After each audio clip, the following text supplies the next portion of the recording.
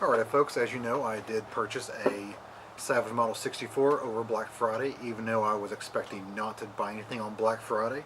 Couldn't help myself, great deal. This will be the first 10 rounds that this has fired.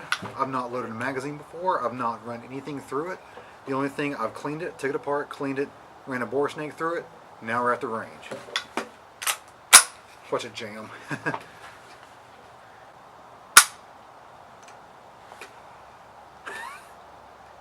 And no fire. Huh.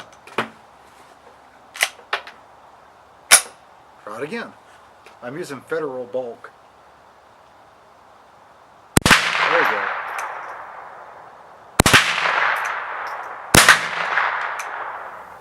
Hi there folks, this is BC. You're watching BC's Deuce and Guns, and today I'm going to go over and review my Savage Model 64F. Okay, the first thing I want to look at is its length of pull. Now the length of pull is the measurement between the back of the buttstock to the actual trigger. That's the amount of length you got to reach to pull the trigger, length of pull. So, I'm going to take a measurement here, and a bit awkward for your guys' perspective, and it's right at around 13.5 inches, which places it almost exactly the same length of pull as the standard Marlin Model 60.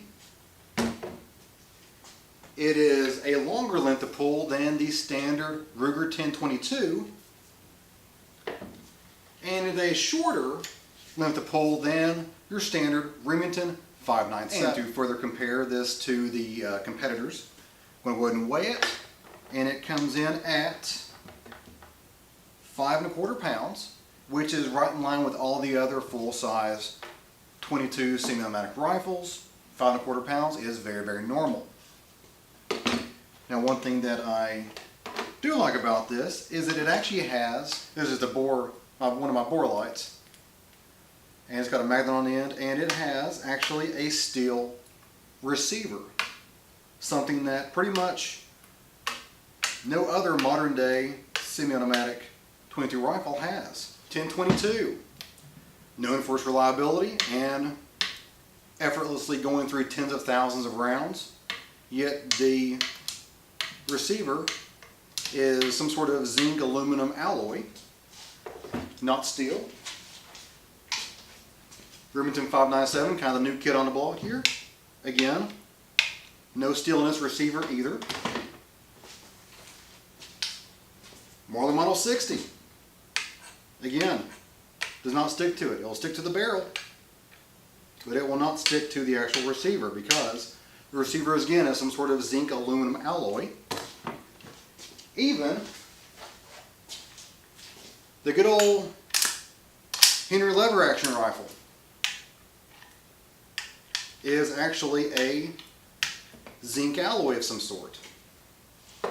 So it's very difficult to find a steel receiver on a 22 semi-automatic rifle, and this one does have it. Okay, let's take a look at the inside of this rifle now. You take it apart by taking off these two mounting screws for the stock, and these come out, which allows the stock to be removed. See, look how thick that is. That's actually a very thick, very sturdy stock. I do like that. And unfortunately, the only way to take a look at that bolt, if you ever want to clean it, actually completely disassemble and clean everything, you actually have to remove the entire barrel with your barrel nut here. Takes an 11mm socket, I believe. Once you've loosened that up, here's the nut down the way here. The actual retaining clip for the barrel comes off. The barrel slides out, and you're about halfway home to getting that bolt out. Move the bolt forward, take out the actual cocking knob. Then you got to take a screwdriver that'll fit in between the magwell and the, I guess, secondary magwell retainer or whatever. You got to take this screw out of there, and now you need a flathead screwdriver.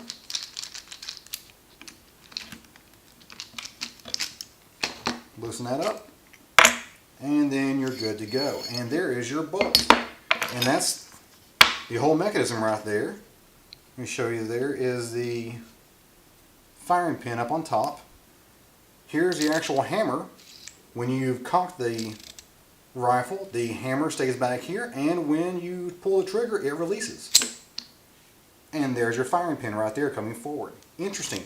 Very, very different setup.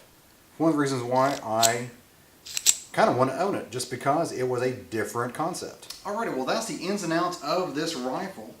If you are a clean freak and you like to disassemble your rifle all the way down to the bare components between shootings or after each shooting, this is not the rifle for you. Because when you take out the barrel, you're going to have to, if you use a scope, which many people use scopes, I use scopes on almost everything, you're going to have to re-sight that in every single time you go shoot, because you're not going to be able to put that back exactly the way it was before, because the scope's going to be mounted to the receiver, barrel's going to be separated from it and then stuck back in. It is not going to retain zero. So you're going to have to re-sight that in every time you want to take the bolt out for a good cleaning. I usually don't completely break down a rifle anywhere between, I usually don't do that until I'm well over 1,000 rounds. I normally just do a bore snake and just kind of spot clean here and there whenever I need to. But if you do like to completely break it down, then again, this is not the rifle for you, unfortunately.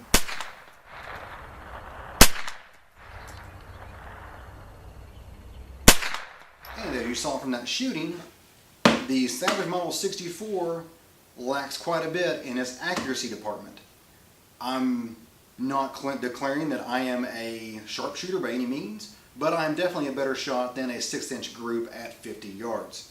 That was with several different types of ammo, and this thing just did not deliver. So what I'm going to do is I'm going to go through the whole thing myself, see if it needs to be cleaned up, see if there's some like short of metal or burr or anything that I need to take care of, and I can do that myself and see if I can repair that myself. If not, it's going to go back to Savage for warranty work, because I do want a good shooting Model 64. I don't want this lousy thing in my safe, and I don't want to trade it. I do want one, and I do want one to shoot well.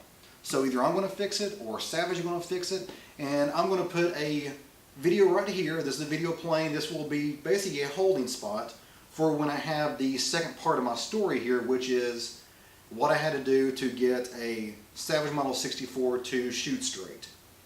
When I do get that together, hopefully a couple months at most, I will make that live, so then you can, if you're watching this video, you can click on that one and it will bring you right to the part 2. Well guys, that's all I got today. Hope you enjoyed it. If you liked this video, go ahead and give me a like. And remember, as work permits, I will be putting out another one of these every week or two. So go ahead and subscribe, because again, that will give you the updates of my video channel. Hope you guys have a great day. See ya.